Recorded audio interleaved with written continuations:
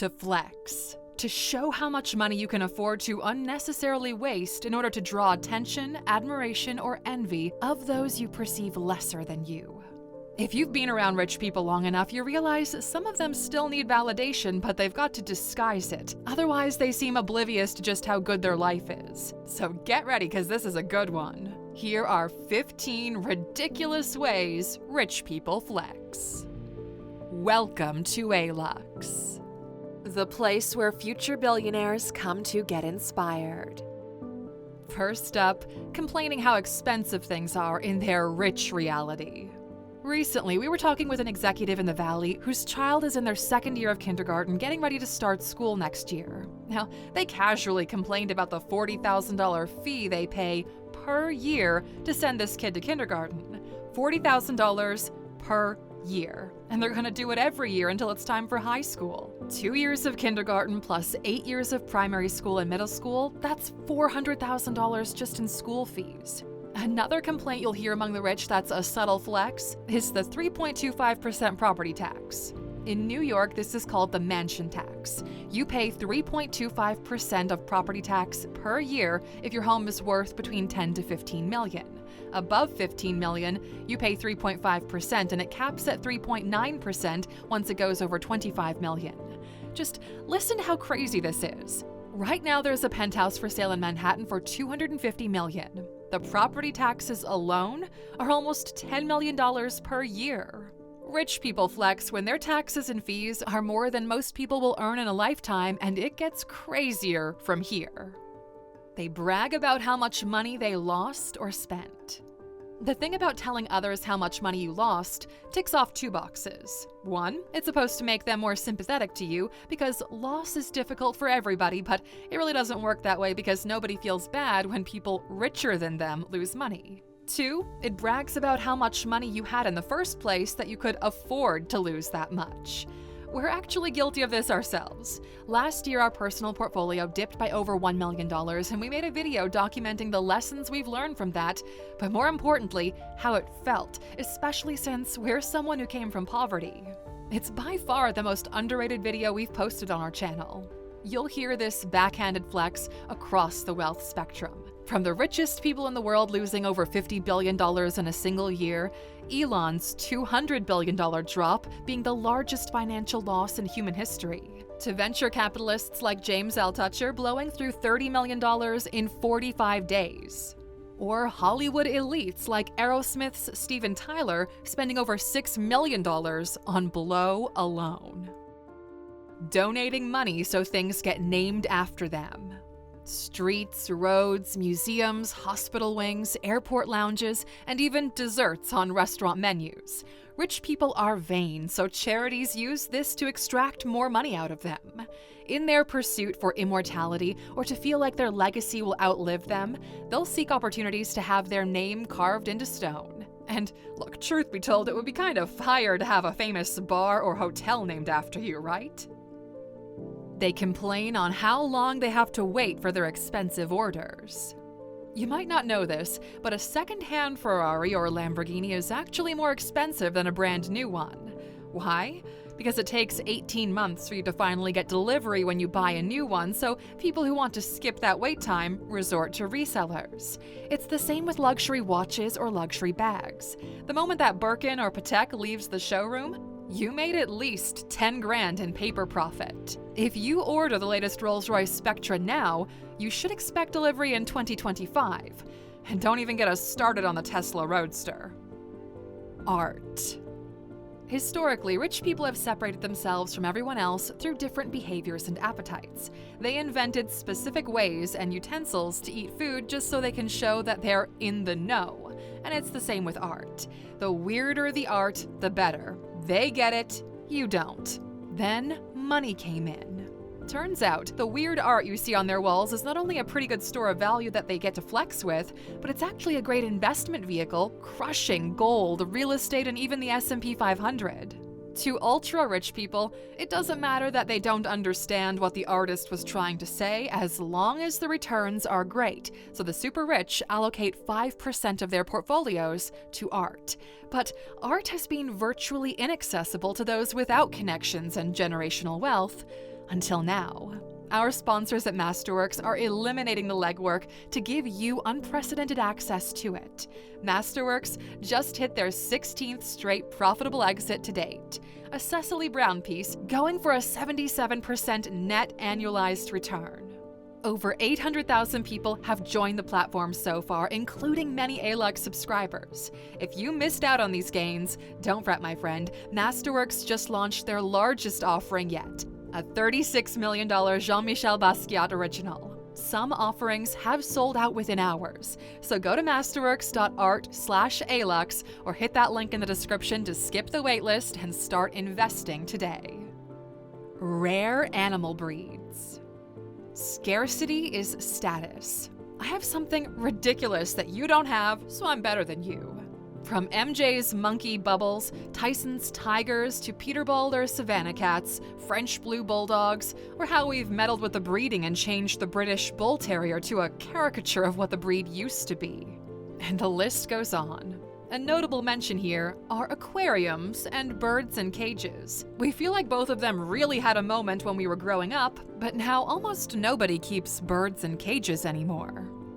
Extremely large doors. High ceilings are one thing that's been taken to the extreme despite being incredibly inefficient when it comes to climate control, but the way rich people flex on everyone else is with their doors. If opening the entrance to your house is a literal workout, you've gone beyond what's considered okay. Oversized everything seems to be the trend here. In the words of modern poet 21 Savage, why you got a 12-car garage when you only got 6 cars? Why indeed? Over-the-top weddings or parties. If there's one event where rich people don't care about the budget, it's their wedding. The poorer the country you're in, the more expensive the wedding has to be. We're looking at you, Lakshmi Mittal, spending $66 million on your daughter's wedding. You find similar but not that extreme versions in every country. People wear that bill like a badge of honor. And speaking of bills, overpriced restaurants just because it's overpriced. Look, don't get us wrong, okay? We love exquisite food and great dining experiences, but it's gotten to a point where things are just ridiculous. They throw gold leaf on anything these days just so they can charge you in the hundreds. Salt Bay is a great example of this. This is a bill for $250,000 American dollars, $250,000 for one meal and 7 bottles of wine. And you'd think this is just a Middle East thing, but you see it in London as well. The service charge alone for this bill is $6,000. Here's Lionel Messi's bill from when he went out to eat in Ibiza with Suarez and Fabregas. At this point, you're doing it just for the thrill of spending money because there's no additional return in quality or experience that you get for the extra buck. For example, the highest quality meat there is, the grade A5 Wagyu beef coming straight from Japan, air-flown, costs $250 a pound. That's the ceiling. Restaurants like Salt Bay charge $1,000 for a $50 tomahawk and then add like $5 worth of edible gold leaf to justify it. Celebrity coaches. It's not enough to have a good coach, you need to have a professional teach you. That's how you end up paying $210,000 to have Tiger teach you golf. Money buys you access, but just like with the steak example, there's a ceiling to raw quality and then it bleeds into just status signaling. People pay $19 million to have dinner with Warren Buffett just for him to tell them to invest long-term. The most effective coaches are those who are just a handful of steps ahead of where you are. If you were to have dinner with Elon or Jeff and ask them to tell you about what they're learning in their day-to-day, it's unlikely that you'll get anything actionable to apply to yourself. Why? Well, because their reality is so different from yours. The gap in the kind of challenges they have to solve compared to what you're dealing with is just too big. And this is the foundation on which we built the Alux app. The goal is to take you from $1,000 a month to $10,000 a month to $100,000 a month and forward in incremental jumps through education. Although our app centers on money, health, relationships, intellect, and emotions all evolve and change as you make progress, so they all need to go up at the same time, otherwise your mind will break. Alux is the only app out there designed to do that for you. So go to Alux.com/app right now and start the free trial. You'll be blown away. Low license plate numbers. Take Dubai, for example. When everyone's driving a Rolls-Royce or a supercar, there's only one way to stand out: have a lower license plate than they do. For real, this is a thing in the Emirates.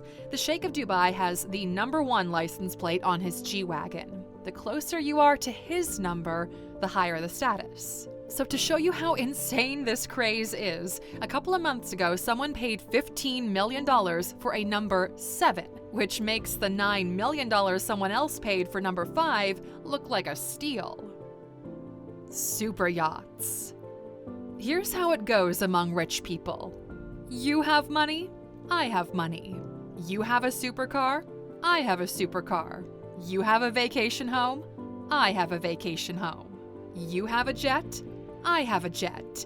But how big is your yacht? That's literally what it boils down to. Now, there are 3 levels to yachts. Millionaire yachts, those are under 25 meters, a price point between $1 and $15 million. Super yachts are between 25 meters and 60 meters, and price-wise, they go from 15 to 50 million. Everything longer than 60 meters falls under the mega yacht category, and mega yachts are in the ballpark of $100 million. These are basically floating hotels. The crazy thing about yachts is that the maintenance and crew costs are around 10% of the yacht's value on a yearly basis. If you learned something new about yachts today, subscribe to our channel. The table you sit at. Now, this might sound crazy to some of you, but high-end restaurants have a ranking system when it comes to what tables you're seated at, depending on how high profile you are. So here's the insider scoop. We had the privilege to be eating at one of these high-end restaurants in Midtown Manhattan a couple of months ago with some of our friends in finance. Now, getting a table here is hard enough to begin with, but if you manage to get in, it goes like this. Millionaires and other people in finance sit in the center of the room. Think your regular tables. Executives from high-end firms get the window seats, and then there are specially reserved booths, more private, usually elevated, for the big shots whose net worth starts with a B. When big deals are being made, they usually happen around food in these establishments. Think mergers and acquisitions. So yeah, not all restaurant tables are created equally. Terraforming land. At this point, you enter a world of people who are actively shaping the world around them. Billionaires flocked to Hawaii.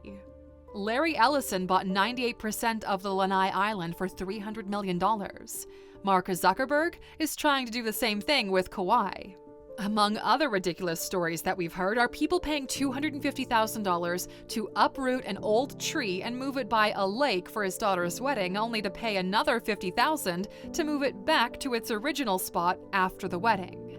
These are the kinds of folks who stumbled upon the Maldives and decided to transform the wild island into a touristy paradise. They build beaches, they create islands, some of them blow up parts of mountains to make room for their estate. And finally, humble bragging. Humble bragging is when ego meets false modesty. Here are some examples.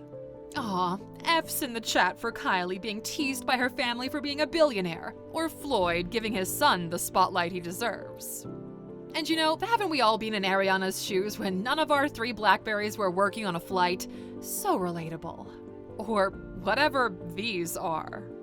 You must have some really cool stories to tell as well. So what's the most ridiculous way you've seen or heard about someone flexing, Alux? Or let us know in the comments. And as a thank you for sticking around this long, you get a bonus. Don't flex your parents' money. Because look, here's where it's at. The kid who bought their own Toyota is more successful than the one flexing in their dad's Range Rover. The problem is, until you get into your late 20s, you don't really have an idea of who you are, and you don't have much to show for any of your efforts. In a social media superficial world, the culture wants you to flex. Get your own success, okay? My dad beat up your dad type of thinking never works out in the real world. Make something of yourself. Build something of value. Don't allow social media or culture to put pressure on you. Focus on yourself and you'll find something real. You'll become something real that you're solely responsible for. When you look in the mirror, you'll be able to smile deeply and not just on the surface. And we'll leave you with this. Flexing is a shortcut to poverty.